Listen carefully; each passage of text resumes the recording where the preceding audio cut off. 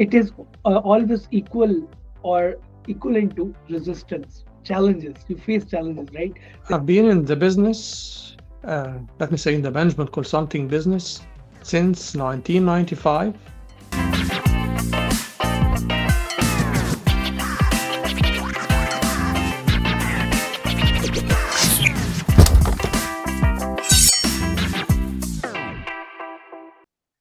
So, ladies and gentlemen, we have a very dynamic personality in our podcast today. He has started his career as a civil engineer, and after that, he started his own business. Or how all these transformation happened, we will be going to discuss with him. We have Dr. Mohamed Rabie Elsheikh. He is the founder and CEO of Tanmyah Consulting and Training. With that, he's a founder of HR Leaders Kuwait. Thank you so much for your precious time. My pleasure to be with you, and I hope, inshallah, it will be a great discussion. Yeah. As I mentioned earlier, that you have done civil engineering, and after that, you have done your master's in qualitative management, and after that, you become a consultant. So, who inspired you? Like, if you're going back in that period of time in 90s or late, early 90s, every parent wants their children to be an engineer, to be a doctor, to have a secure job, and you have done civil engineering. But this transformation to becoming an entrepreneur, who inspired you? Yes, that's a very nice question. Well, actually, I have not done this in purpose. So you can say that I was directed in a certain way that God selected for us. So I finished my civil engineering degree, bachelor degree from Faculty of Engineering in Cairo University. And then I started to work, and beside my work, I started to do also my master's degree to the project management. So project management was part from the big umbrella of civil engineering. And then when I want to go for the thesis, I selected total quality management. So starting my master's degree thesis in total quality management has opened the door for me to go into more towards into the management part rather than be an engineer. And actually, when I started reading about it, I highly believed that to be an engineer, this means that you have to think more and think smarter, not working harder. So I find the part of project management first and then total quality management as like the utopia. So you are working with organization and helping this organization to continuously improve their performance, involving everyone in the organization, and also focusing on customer needs, achieving customer satisfaction. So I find it's very nice framework, and this was my first way to go into the management side, and again working with engineering companies, but from the management point of view. So just after I finished my master's degree, I joined one of the consulting companies. Uh, it was called Pacer Consultants, and after 1 year and a half, I joined another management consulting, one of the big five by that time, it's called Arthur Anderson. So this was the beginning of my shift towards being consultant, adding value to people and organization. That is really interesting. And whenever you try to do something new, it is always equal or equivalent to resistance, challenges. You face challenges, right? There are a lot of people nowadays who say that we don't have guidance, we don't have proper capital. But when you started at that period of time, there were challenges at that period of time. There were no digital consultancy, there were no guidance. How you manage all those challenges and what you have learned from those challenges? Yes, actually, I've been in the business, let me say in the management consulting business since 1995 till 2010. So almost 15 years working with different management consulting companies until I started my business afterwards. So I had the pleasure to work with one of the big consulting companies I told you, Arthur Anderson in Egypt first. And there I learned a lot because they had good consulting people, good consultants, I mean, and with expertise. And also they have very good database with experts worldwide, and I was trying to add value to the people. That's why it was a good start. And from this company, I joined afterwards Vodafone Egypt as head of quality in the customer service area. And then I shifted to Kuwait to be the head of business excellence in Zain Kuwait, and I was then shifted to the group Zain Telecoms company to be head of OD, organization development. So this all helped me to get a lot of insights, get a lot of knowledge, expertise, knowing how to deal with people from different organizations. So this helped me to start. I said, let me start to add more value to people. That's what inspired me, or what was very challenging. But again, I wanted to not to focus on certain organization, but want to spread my expertise and add value to people from different places, not only the organization I was working in. So I think learning is the most important thing, and a lot of newbies, lot of new entrepreneurs, they think that after completing my degree or after completing my education, I will directly jump into uh, the business or entrepreneurship. What is your take on it? Like the new people who want to start business and any part of the world, because you have been dealing, you are a consultant, you have been working around the globe as well. So what is your suggestion to the new people who want to start their business? They should directly jump into the business, or like they should do some sort of jobs first? This doesn't have yes or no. There's no right answer, I mean. But again, it differs from one situation to another. Some people during their study, they do some works, they have some experience, they do some business, okay? So they have started formally or informally to go into the business world, okay? While others don't have yet expertise in the business. So my advice will always be have some expertise in the field, or see the field that you will be working on or decide to work on, and then you can start. Okay, so let's not jump directly into the water, but again, learn, test the water first, see what are the things, learn from things around you. So it's not easy, not for everyone to just finish and start the business, or just go for the business, because it's very risky, and we will be talking about a lot of challenges that you need to be ready for. Okay, that's why I don't advise to jump directly, but again, you should have some expertise or some time on the business that you like to work on. I think idea should be clear, and you should be focusing what you want to achieve. And on the other side, we see that in today's modern era, in 2025, we have example of Bill Gates, we have an example of Elon Musk, Steve Jobs, uh, and many other Mark Zuckerberg, many other successful businessmen or entrepreneurs. They have changed the world by an idea. So, according to you, what is the definition? What is the correct definition of entrepreneurship? It's just like to make money, more money, or rather than creating a new space for your customers, for your consumers.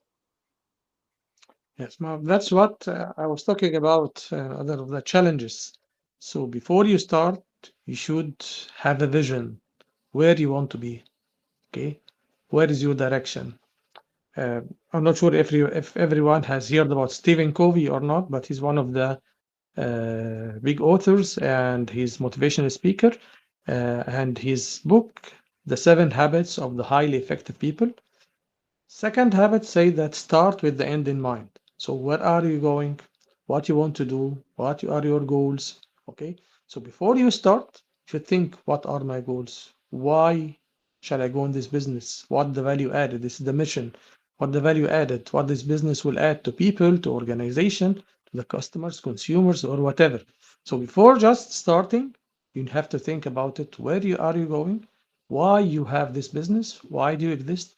And then start putting some goals with, say, smart goals, okay, so that you can measure your goals, and then you start planning. Okay, so before going, you should spend some good time in planning, identifying your direction, your goals, your vision, mission, and then you can start working on. I think these are the golden tips and these are the key rules for a successful entrepreneur. And you have been working with many companies, you have seen a lot of entrepreneurs, you have been providing consultancy through them. So, according to you, what are the effective traits of a good leader? Because entrepreneur is equivalent to a leader, because in the most difficult situation, every employee see towards his leader. It can be an entrepreneur, businessman, a team lead. So, what is your take on it? So this is also another important point.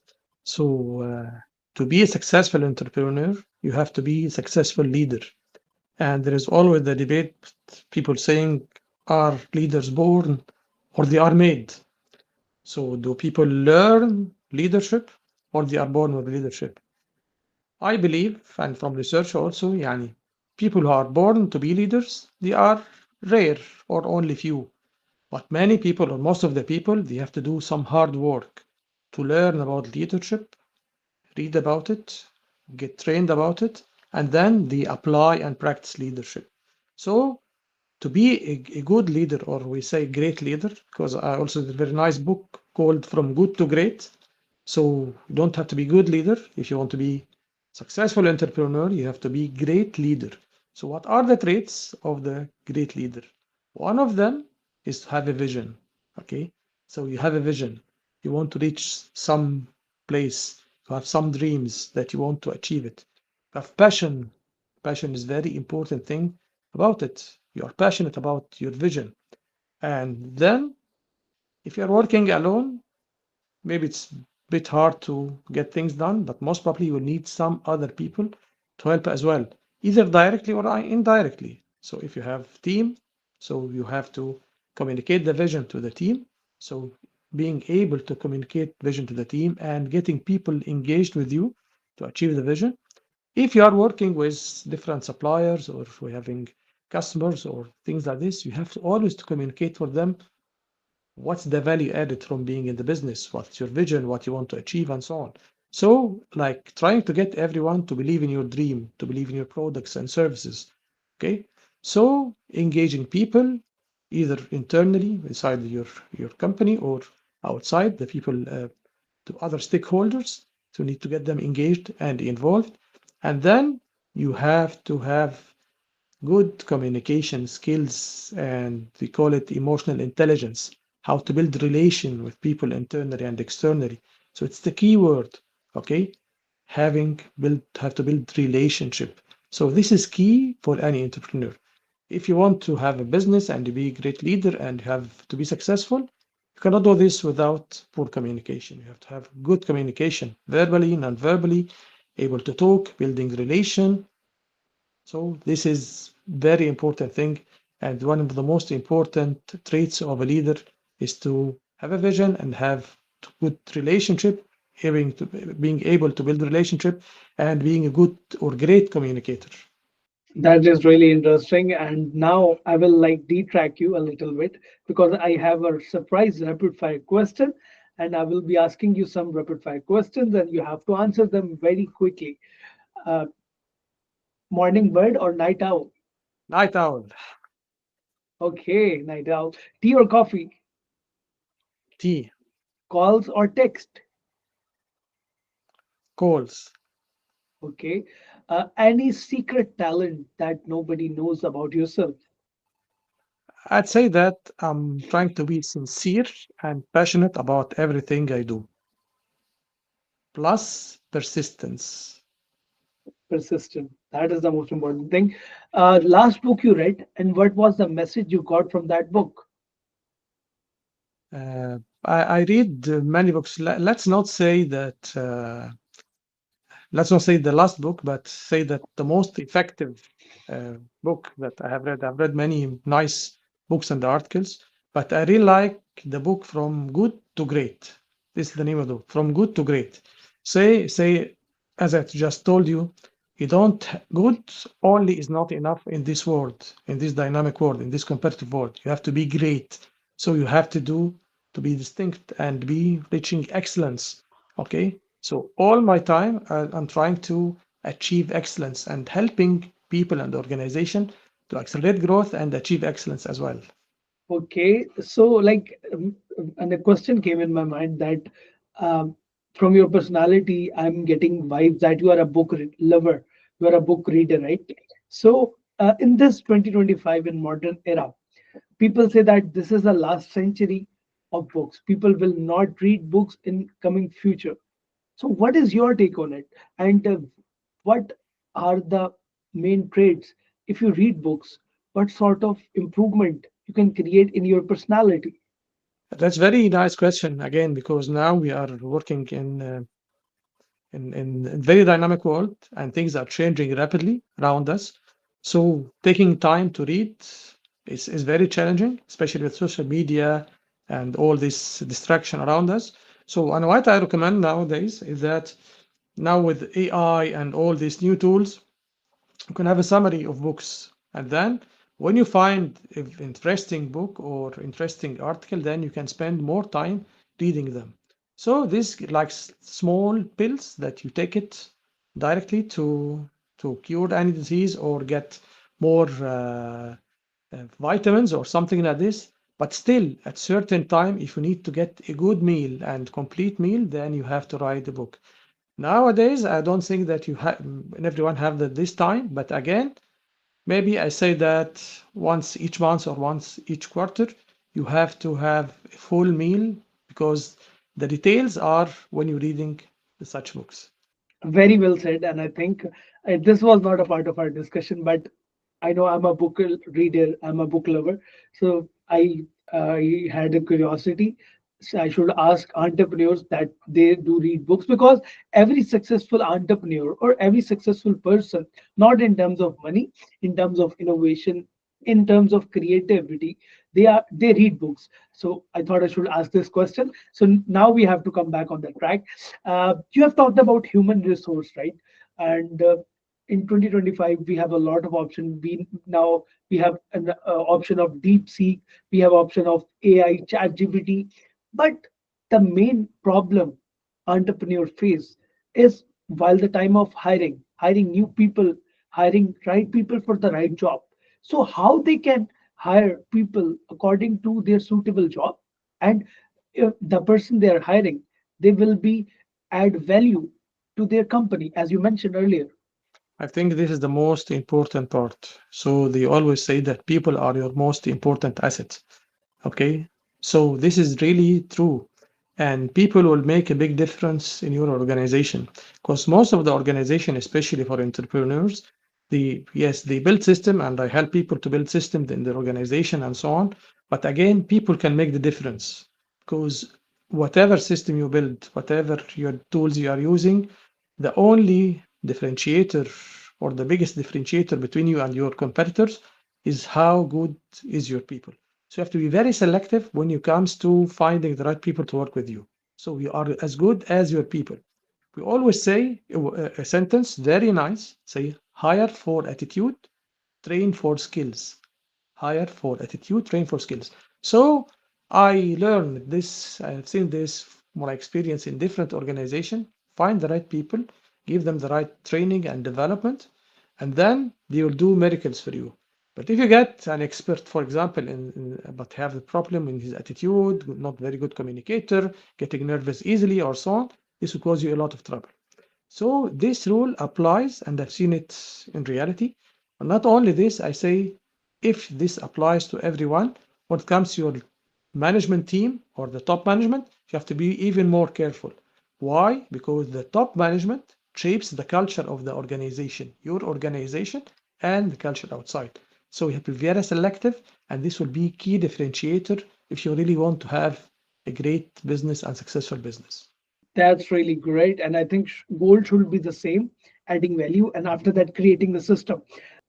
Now I have to I'm very curious to know that how to build a good system, how to build a healthy environment in within the organization, and how to control the monopoly uh, in management, upper line management, and on the other side, how technologies are playing a vital role in this modern era. Because a lot of employers, they claim that uh, AI or upcoming technologies will going to replace humans. This is true or not? I highly believe in people and in human resources. Now they don't call it even human resources, say that human capital or people, because at the end of the day, again, they will make the difference for you. The people, if you find the right people, they will find the right tools, find the right systems, find the right AI or whatever. But I believe, you can never replace people with technology. And one of the major things the major mistakes I have seen in business, that the owners of the companies or organization, they are willing to invest in systems. So they don't mind paying hundreds thousands of dollars to buy an IT system, but they don't want to invest in people, training them, developing them, and so on. And you cannot do this. So you cannot start by IT system and then try people to get aligned with it. No, you should find the business, how to run the business first, how to make this process smooth and efficient, and then you select the system that can help you in this. And this again was part of my PhD, my doctorate degree. I made my doctorate degree in change management. So the main issue here was that find nice systems, nice things like ISO certification, process engineering, SAP implementation, Oracle implementation, restructuring. Again, but people will resist change because you're trying to push things on them. They will refuse. So again, you start with your people, engage them, get them involved. Okay, let them think in planning and in implementing.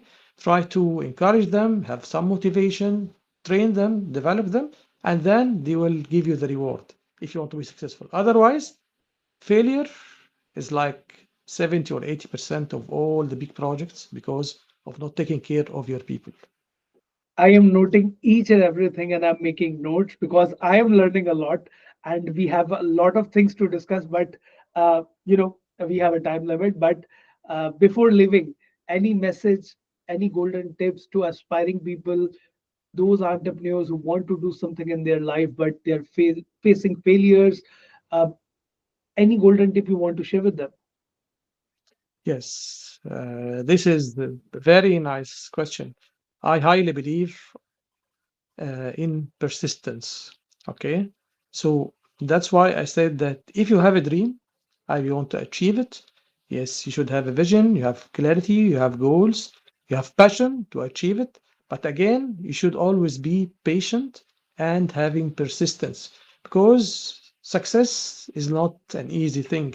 And most people don't achieve success just in from the first time. No, it's ups and downs, and you learn, and then you get stronger and stronger from the hits that affects you.